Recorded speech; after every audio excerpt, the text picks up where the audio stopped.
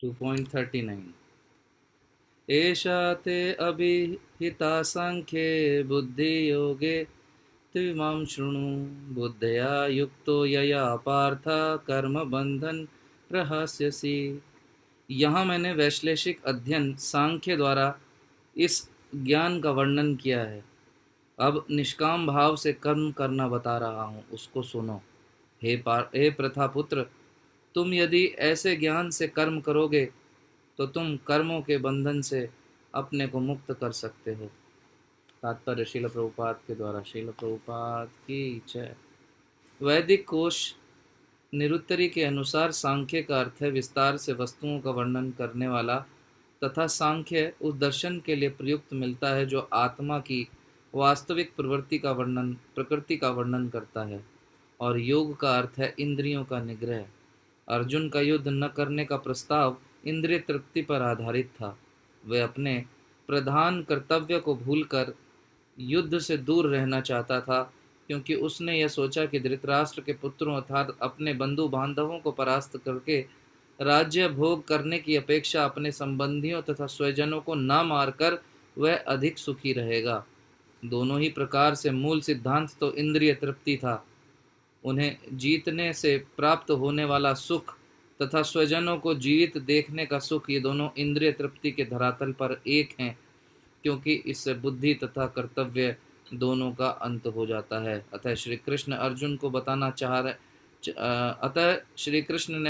बताना चाहा कि वह अपने पितामह के शरीर का वध करके उनके आत्मा को नहीं मारेगा। उन्होंने यह बताया कि उनके सहित सारे जीव शाश्वत प्राणी हैं। वे भूत काल में प्राणी थे, वर्तमान में भी प्राणी हैं और भविष्य में भी प्राणी बने रहेंगे, क्योंकि हम सब शाश्वत आत्मा हैं। और लंबा तात्पर्य है, आप उसको स्वयं से पढ़ सकते हैं, परंतु इसके ऊपर थोड़ी हम चर्चा करने का प्रयास करेंगे कि क्या यहाँ पर भगवान कह रहे हैं अर्जुन से।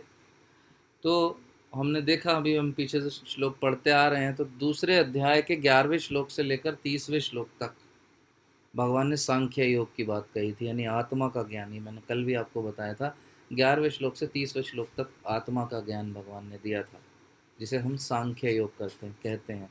और उसके बाद 31वें श्लोक से लेकर 38वें श्लोक तक भगवान ने सकाम कर्म का ज्ञान दिया। सकाम कर्म का क्या मतलब है? वो काम जो अपनी इंद्रिय तृप्ति के लिए किया जाता है, सरल भाषा में जो अपने सुख के लिए हमें आनंद मिले ये सोच कर किया जाता है, इस बात को, इस भाव को केंद्र में रखकर किया जाता है, वो सकाम कर्म कहलाता है। तो उसकी बात भगवान ने 31वें श्लोक से लेकर 38वें श्लोक तक कही थी। क्यों कह रहे थे भगवान अर्जुन से बात? क्योंकि भगवान कह रहे थे कि हो सकता है यदि तुम्हारे मन में भोग की इच्छा है तो भी युद्ध करो। अर्जुन आया क्यों था युद्ध के क्षेत्र में? अर्जुन आया था अपने शत्रुओं को जीतने के लिए, लेकिन युद्ध में आने के बाद अर्जुन ने जब अपने मित्रों को देखा, अपने रिश्तेदारों को देखा, तो बोला कि मैं युद्ध नहीं करूँगा। क्यों? क्योंकि वो उनको जीवित देखना चाहता था। किसके लिए जीवित देखना चाहता था अर्जुन? सबको अपने लिए जीवित देखना चाहता था। क्योंकि अर्जुन के मन में क्या भाव था, जो अर्जुन ने कहा, और पीछे हमने जो श्लोक पढ़े उसके तात्पर्य में भी प्रभुपाद बता रहे थे। अर्जुन कहता है कि अकेले भोग करने से क्या लाभ? अगर कोई भोग, हमारा भोग या ऐश्वर्य या हमारी ख्याति देखने वाला ही ना हो, तो उस ख्याति का, यश का या भोग का क्या लाभ? आजकल लोग यूट्यूब पे वो डालते हैं, अपनी वीडियो क्लिपिंग्स बना कर डालते हैं, वीडियोस डालते हैं, ज़्यादा से ज़्यादा सब्सक्राइबर हों, ज़्यादा से ज़्यादा व्यूज़ आएँ, है ना। सोचिए क्यों डाल रहा है व्यक्ति, जो भी एक्टिविटी कर रहा है, इतनी मेहनत कर रहा है, वीडियो बना रहा है, समय दे रहा है, दिमाग लगा रहा है कि ज़्यादा से ज़्यादा लोग देखें। सोचिए वो वीडियो डाल रहा है, उसके व्यूज़ कितने हैं? 2, 1 या 0, कोई देख ही नहीं रहा, तो फिर वो, उसको क्या आनंद आएगा? वो कहेगा इतनी मेहनत करता हूँ, क्या ही लाभ है? ज़्यादा से ज़्यादा लोग देखें, मिलियन में व्यूज़ आएँ, इसलिए लोग शॉर्ट्स डालते हैं कि उसमें मिलियंस में व्यूज़ आएँ। तो जो अर्जुन है वो उसके भीतर ये भाव था वास्तव में, यानी युद्ध के क्षेत्र में जो वो आया उस समय उसका जो भाव था वो था सामने वाली पार्टी को जीतना। अपने निर्णय को अर्जुन ने अपने ऊपर बना रखा था। यानी केंद्र कौन था अर्जुन के निर्णय का? अर्जुन का भाव या अर्जुन खुद। जबकि एक भक्त का क्या कार्य है? एक भक्त को चाहिए कि उसके किसी भी कार्य का केंद्र कौन हो? भगवान हो, भगवान होने चाहिए। तो अर्जुन जो है वास्तव में भगवान का भक्त ही है, लेकिन फिर भी भगवान अर्जुन के माध्यम से ये जो सकाम कर्म का ज्ञान है ये हम सब तक पहुंचा रहे हैं कि यदि तुम्हारे मन में इंद्रिय तृप्ति की, भोग की इच्छा है तो भी युद्ध करो, बिना युद्ध के तुम्हारा अपयश फैलने वाला है। तो हमारे जीवन का भी कुछ ना कुछ युद्ध है, हमारे अलग अलग युद्ध हैं जीवन में, तो युद्ध करते रहना, युद्ध में बने रहना जरूरी है, ये कहना चाह रहे हैं भगवान।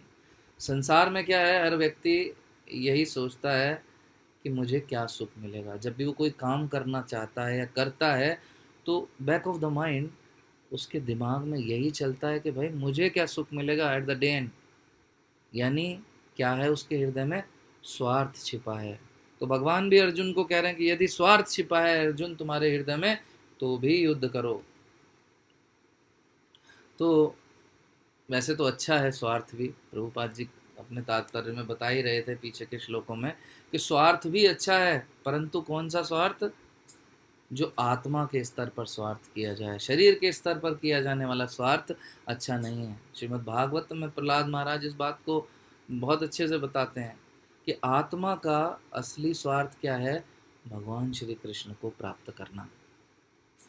और भगवद गीता का ज्ञान क्या है कि हम शरीर नहीं आत्मा है, परंतु हम सब क्या करते हैं, क्योंकि हम देहात्म बुद्धि के स्तर पर हैं, आत्मा के स्तर पर हैं नहीं, तो शरीर के स्तर पर आकर शरीर से संबंधित स्वार्थों में ही फंसे रहते हैं।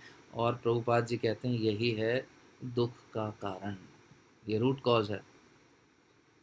वो व्यक्ति जो आत्मा के स्तर पर स्वयं को अनुभव करने लगता है, आत्मा के पोषण के लिए कार्य करता है, वो सकाम कर्म की ओर नहीं बढ़ता, वो बढ़ता है निष्काम कर्म की ओर। और निष्काम कर्म हमें दुखों से धीरे धीरे दूर ले जाता है, धीरे धीरे वैराग्य की ओर बढ़ाता है, और वो वैराग्य धीरे धीरे हमें भगवान श्री कृष्ण की ओर बढ़ाता है। और जहाँ श्री कृष्ण है वहाँ तो आनंद ही है। यत्र योगेश्वर कृष्णा यत्र पार्थ धनुर्धरा तत्र श्री विजयोर्भूति ध्रुवा नीतिर्मतिर्मम। वहाँ आनंद ही आनंद है, सारा यश ख्याति सब कुछ है। तो भगवान कहते हैं कि अर्जुन तुम शरीर नहीं हो, तुम आत्मा हो। तो आत्मा के लिए स्वार्थी बनो अर्जुन, शरीर के लिए क्यों स्वार्थी बन रहे हो? तुम्हारा मन क्या कह रहा है तुम वो सुन रहे हो, तुम अपने पितामह अपने गुरुजन के शरीरों के स्तर पर ही सुरक्षा सोच रहे हो, लेकिन तुम वास्तव में स्वार्थी ही बनना चाहते हो। तो आत्मा के स्तर पर स्वार्थी बनो, सकाम कर्म योग में लगो। क्या है सकाम कर्म योग?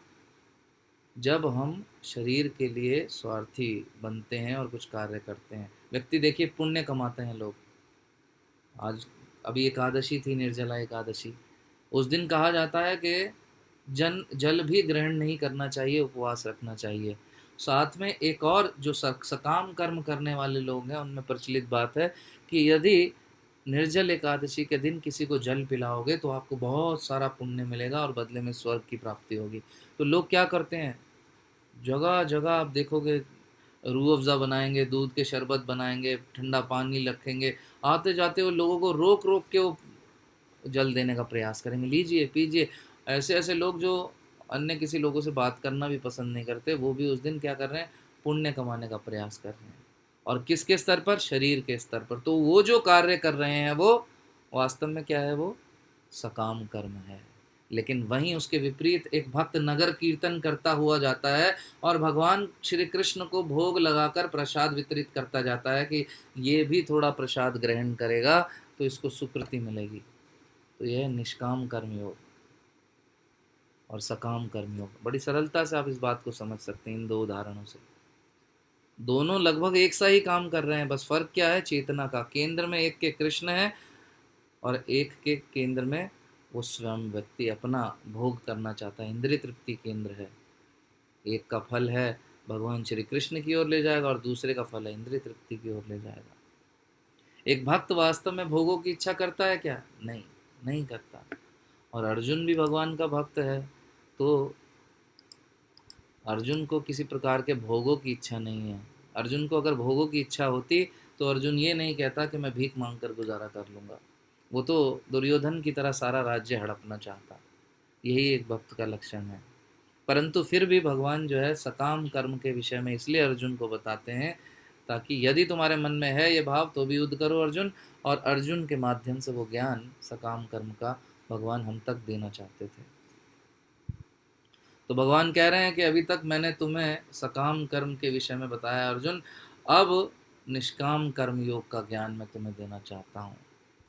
तो आप समझ चुके होंगे मेरी बात। निष्काम कर्म योग क्या हुआ? इंद्रिय भोग के लिए नहीं, अपनी इच्छा के लिए नहीं, बल्कि अपना कर्तव्य मानकर किया जाने वाला कर्म, वो क्या है? निष्काम कर्म है। इसलिए हमें क्या करना है? निष्काम कर्म की ओर, धीरे धीरे सकाम कर्म से निष्काम कर्म की ओर बढ़ना होगा। हम सब नौकरी करते हैं, व्यापार करते हैं धन कमाने के लिए, और धन से क्या मिलता है? हमें भोग मिलता है। परंतु हम शरीर नहीं है, आत्मा है। शरीर को आनंद दो और आत्मा को नहीं, तो क्या हमें वास्तविक सुख मिलेगा? नहीं, नहीं मिल सकता। ये बिल्कुल वैसा ही है कि कोई कपड़े तो बहुत महंगे पहने, 10 लाख रुपए का सूट पहने, अपनी सारी सॉरी अपनी सारी जमा पूंजी अपने कपड़ों पर लगा दे और इतना धन खर्च कर दे कपड़ों पर कि भोजन खाने के लिए उसके पास पैसे न हो, वो भूखा रह जाए।